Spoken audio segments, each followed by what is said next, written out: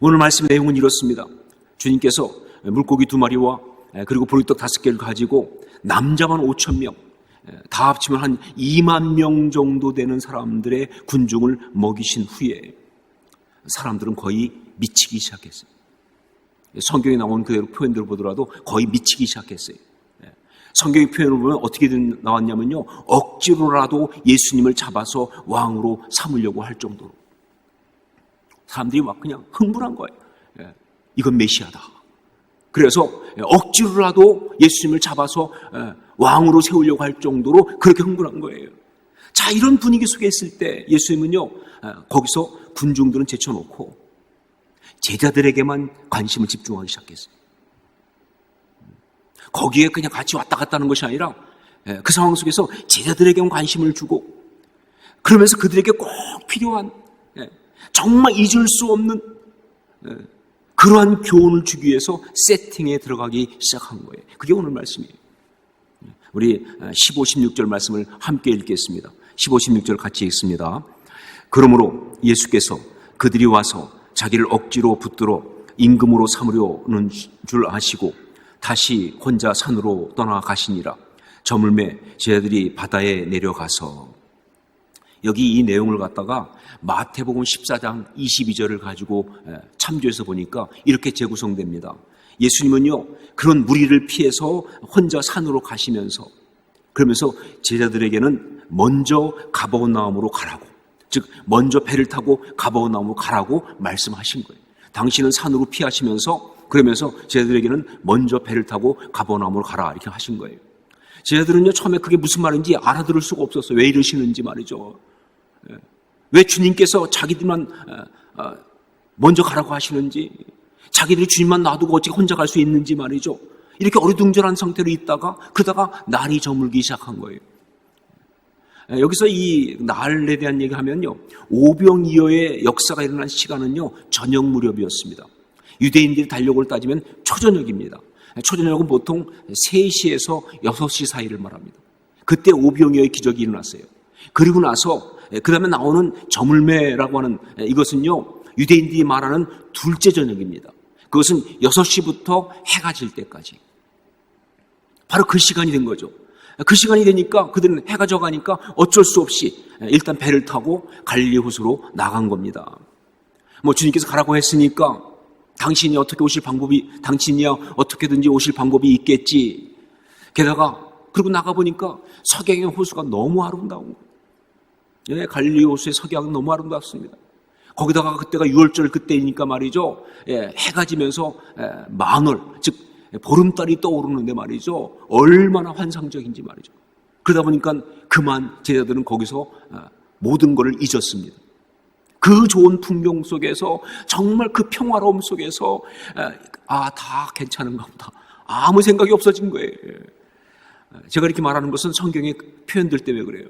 마가복음 6장 52절을 보면 이런 말씀이 나옵니다. 이는 그들이 그 떡 떼시던 일을 깨닫지 못하고 도리어 그 마음이 둔하여졌음이로라, 이렇게 되어 있어요. 마음이 둔해졌다는 게 무슨 뜻이냐? 영적인 어떤 의미, 영적인 긴박함, 상황, 아무 생각이 없어졌다는 뜻이에요. 그냥 그 분위기, 그냥 그 상황에 그냥 이렇게 빠져버린 거예요. 바로 이런 상태로 그들은 배를 타고 가고 있었는데, 그렇게 한참을 가고 있는데 갑자기 큰 바람이 불고 파도가 치기 시작하면서 문제가 생긴 거예요. 성경의 표현들을 보니까 힘겹게 노를 저으면서 여기서 살아나려고 애를 쓰고 있는 거예요. 이미 시간은 한밤중입니다. 그런데 그 풍랑은 치고, 그러면서 노를 저어대니까 말이죠, 이 배가 어디로 가는지 알 수가 없어요. 이러다간 정말 방향을 다 잃어버릴 수밖에 없고, 잘못하면 배가 다 뒤집어지거나 말이죠, 혹은 암초에 부딪혀 죽을 수 있는 상황이에요. 정말 많은 그런 그 이야기에 나오는 것처럼 이 악천후와 어두움, 이건 정말 사람을 가장 두렵게 하는 거 아닙니까? 어두움과 악천후, 원천적 공포를 주기에 충분하다. 그런 상황에 그들이 빠져서 아주 힘든 시간을 보내고 있는 거예요. 지금 이 코로나19 때문에 우리가 느끼는 공포와 똑같이 말이죠. 자, 어쩌다가 이런 상황이 오게 되었는가? 어디에서부터 무엇이 잘못되어서 이런 어려운 상황에 빠지게 되었는가? 성경을 보니까 답이 이겁니다. 모르겠다 하는 거예요. 예, 몰라요. 어떻게 하다 이런 일이 일어났지? 어떻게 하다 이렇게 힘든 일이 되었지? 뭐가 잘못된 것이지? 우린 그 생각하지만 그런 오늘 말씀 보니까 몰라요. 왜 그랬는지 알 수가 없어요. 자, 그런데 성경은 다른 것을 정확히 이야기해 주고 있습니다. 어떻게 다 이런 일이 왔는지 그거에 대해서 말해주고 있지 않지만 그러나 이 어려움의 본질이 무엇인지는 정확히 말해주고 있어요.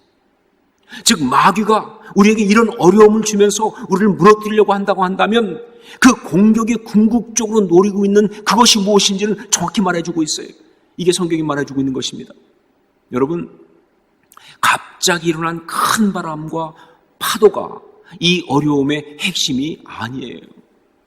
우리는 그렇게 생각하죠. 왜 그때 바람이 갑자기 불어가지고 그래서 파도가 너무 거칠어져가지고 우리가 어렵습니다 라고 말하는데 이게 이 어려움의 핵심이 아니에요. 세상 사람들은 그냥 예수 안 믿는 사람이라면 그렇게 말할 수 있어요. 하지만 만약 그렇게 말한다고 하면요, 사실은요 어려움에 대한 대책이 없는 거예요. 그러면 어떡할 거예요? 다음에 어떻게 막을 수 있어요? 그걸 바람이야 지멋대로 부는 거 아닙니까? 풍랑이야 그대로 언제 일어나는 거 아니에요? 그렇다고 배를 안 탈 수도 없고요. 갈릴리 호수에 살면서 대책이 없는 거예요. 여러분, 지금의 이 어려움이 이 코로나19 그 바이러스 때문이다 그렇게 생각한다면 역시 마찬가지. 우리 대책이 없어요.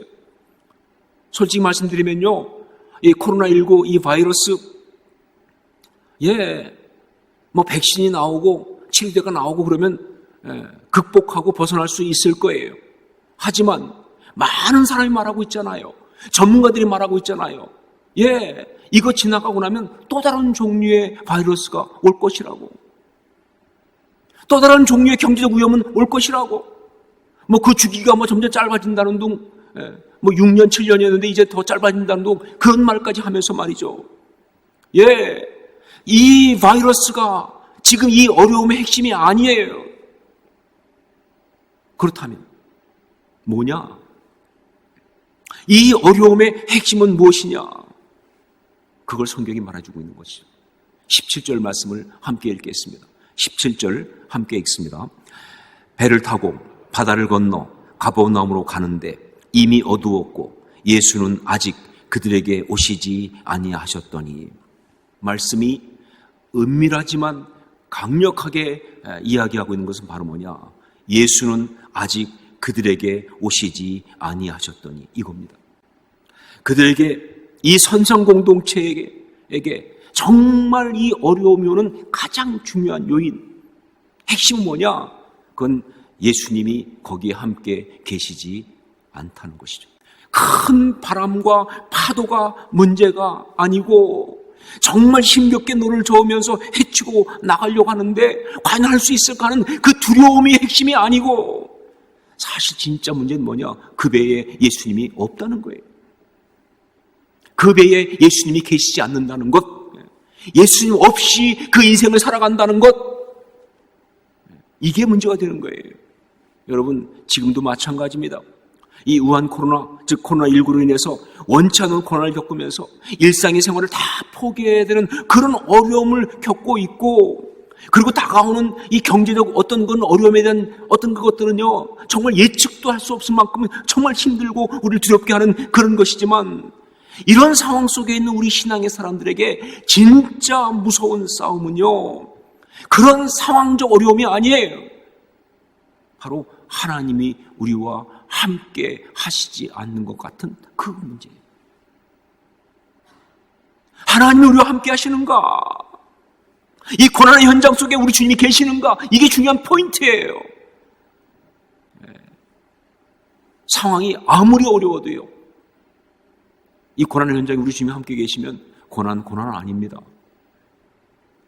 상황이 별거 아니어도요, 여기 주님 안 계시면요 우리 이 고난 못 이겨요. 이게 포인트예요. 이것이 바로 이 모든 두려움의 핵심이고, 이것이 바로 우리의 마음이 무너지는 이유가 된다는 것이죠. 그러므로 이런 고난을 이기는 처방도 분명합니다. 이런 고난을 이기는 그 방법도 분명합니다. 그건 바로 뭐냐? 주님을 그 풍랑 만난 배 한가운데로 모셔드리는 것. 그거예요. 예, 다른 거 없어요. 주님을 그 풍랑 만난 배 한가운데로 모셔드리는 것. 이게 답이에요. 이것밖에 없어요. 주님을 그 풍랑 만난 배 한가운데로 모셔드리는 것. 그것입니다. 예, 바람이 잠잠해지고 파도가 그쳐야 끝나는 이야기가 아니에요. 그래서 이길 수 있는 게 아니에요. 코로나19가 잠잠해지고 경제가 다시 살아나면 해결될 문제가 아니에요. 그 모든 것에서 앞서서 말이죠. 주님을 우리 이 고난의 상황, 이 어려움의 상황, 이 인생 한복판으로 모셔드려야 되는 바로 그런 이야기라고요. 그래야 이건 이기는 거예요. 그래야 우리가 이 모든 걸 극복하는 거예요. 이게 답입니다. 이게 처방입니다. 이게 바로 신앙입니다. 그러면 어떻게 주님을 모셔드릴 수 있는가? 이 풍랑 만난 배 한복판에 주님을 모시기 위해서는 구체적으로 무엇을 어떻게 해야 하는가? 그것은요, 그날 그때 제자들이 했던 그 영적인 체험을 우리도 동일하게 해야 합니다. 이거는요, 상황과 역사가 아무리 바뀌어도 전혀 다르지 않는 동일한 거예요. 그날 그 갈릴리 호수에서 제자들이 했던 그 영적인 체험을 우리도 동일하게 해야, 그래야 된다는 것이죠.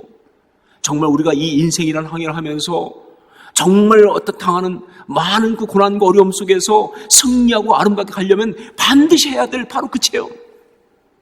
그 체험을 해야 한다는 것이죠. 우리 19절로 21절 말씀을 함께 읽겠습니다. 19절 21절 같이 읽습니다. 제자들이 노를 저 12월이쯤 가다가 예수께서 바다 위로 걸어 배 가까이 오심을 보고 두려워하거늘 이르시되 내니 두려워하지 말라 하신대 이에 기뻐서 배로 영접하니 배는 곧 그들이 가려던 땅에 이르렀더라.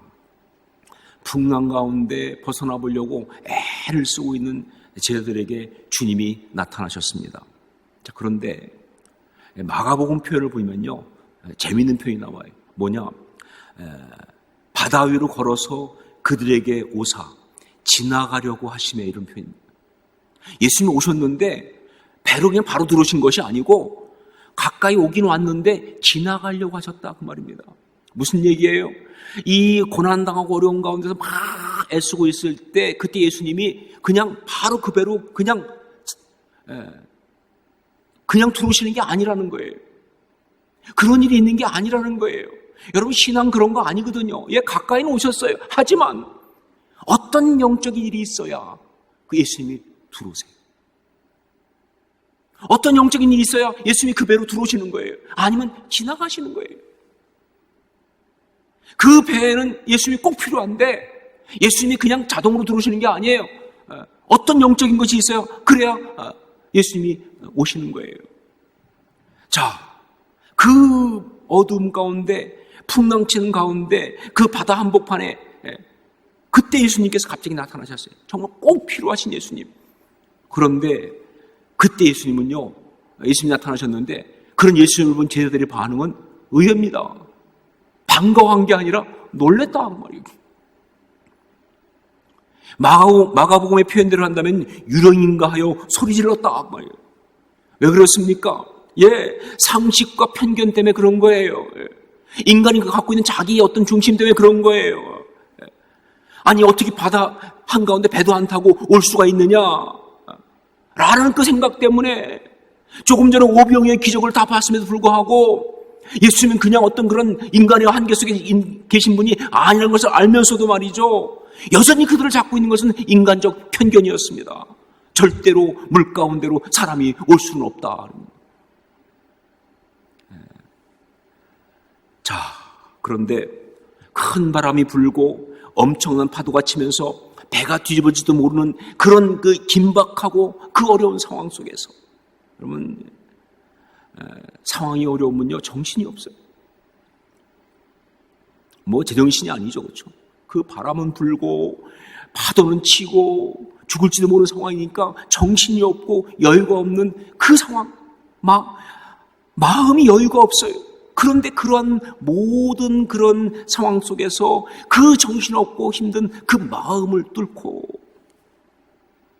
그리고 인간으로 갖고 있는 그 어떤 상식과 편견의 한계를 뚫고 너무나 감사하게도 그때 그들에게 들려온 음성이 있었습니다. 이게 중요한 거예요.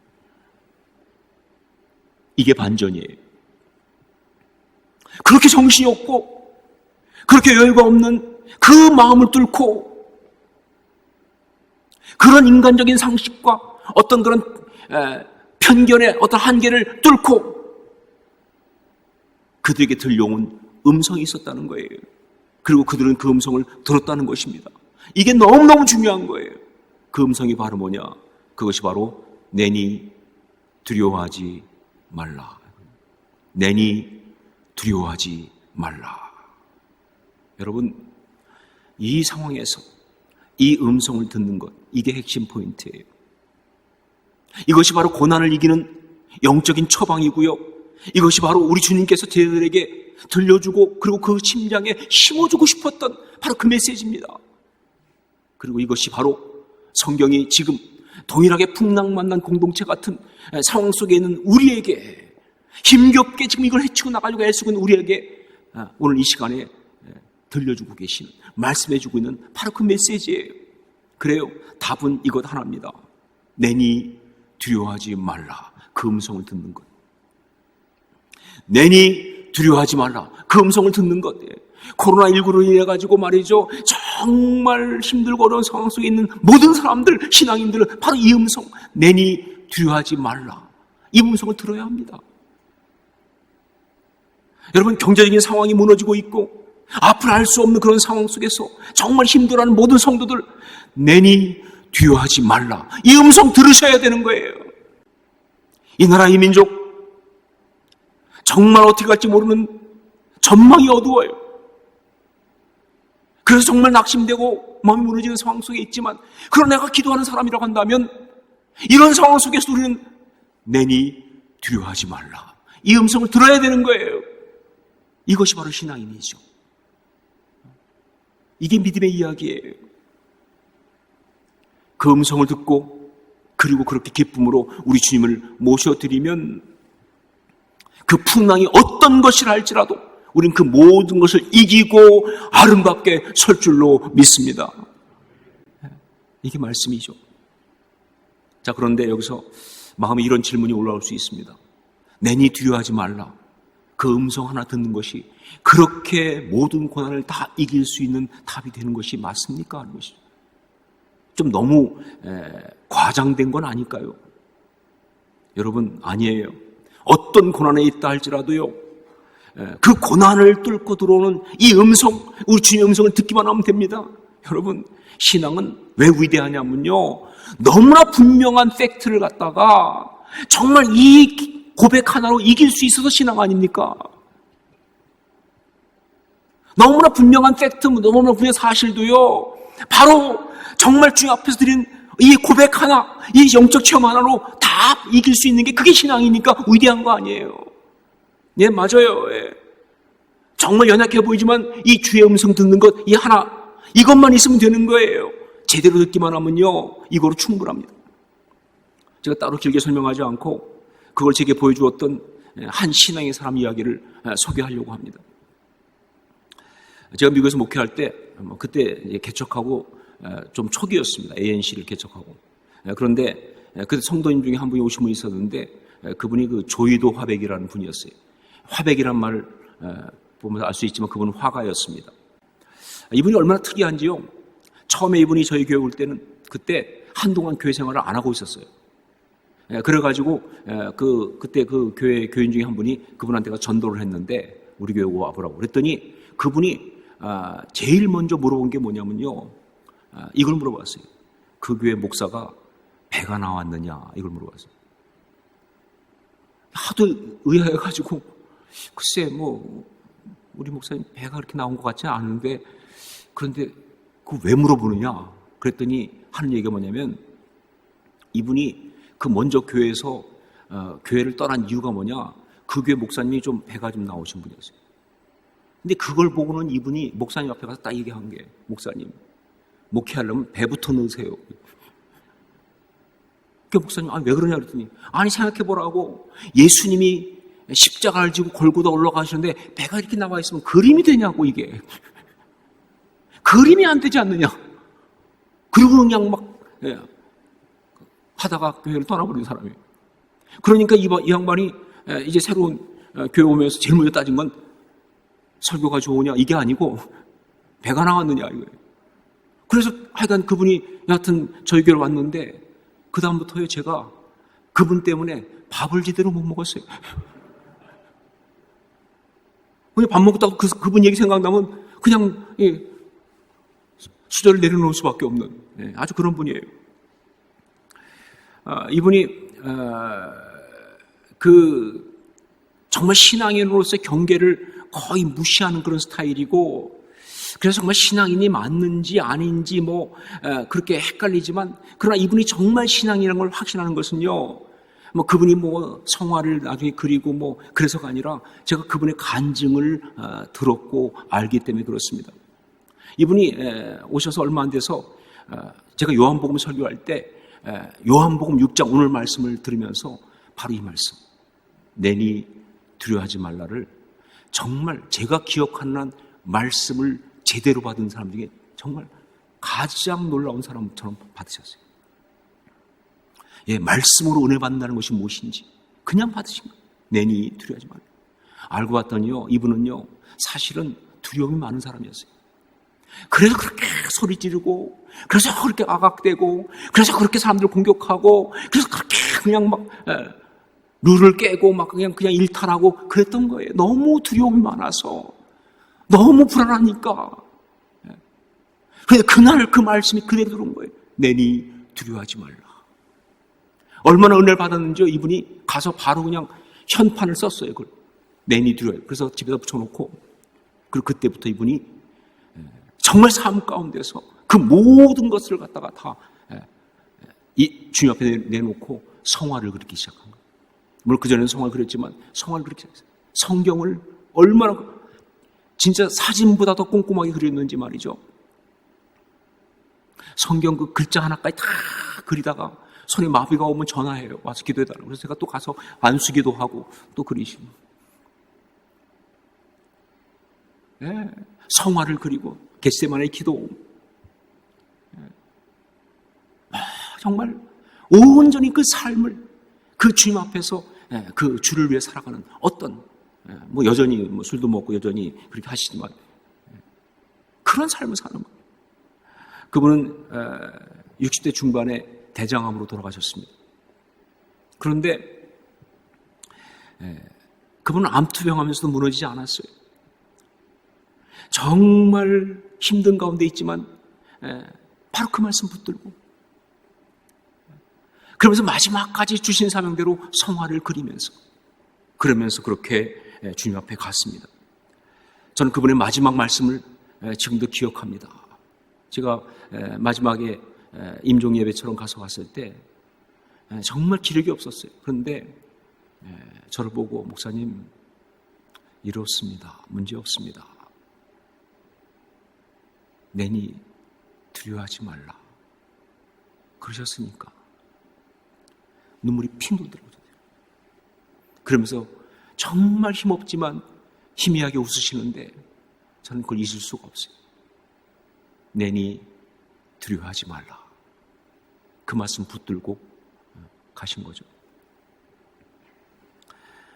풍랑만난 배와 같은 그런 상황 속에서 살아가고 있는 여러분, 상황도 복잡하고 마음도 경황이 없고 갖가지 음성이 밖에서 안에서 막 들려오고 있는 이런 상황 속에서도, 정말 이런 상황이지만 그 가운데서 이 모든 것을 뚫고 지금도 들려오는 우리 주의 음성을 들으실 수 있기를 주의 이름으로 축원합니다. 내니 두려워하지 말라.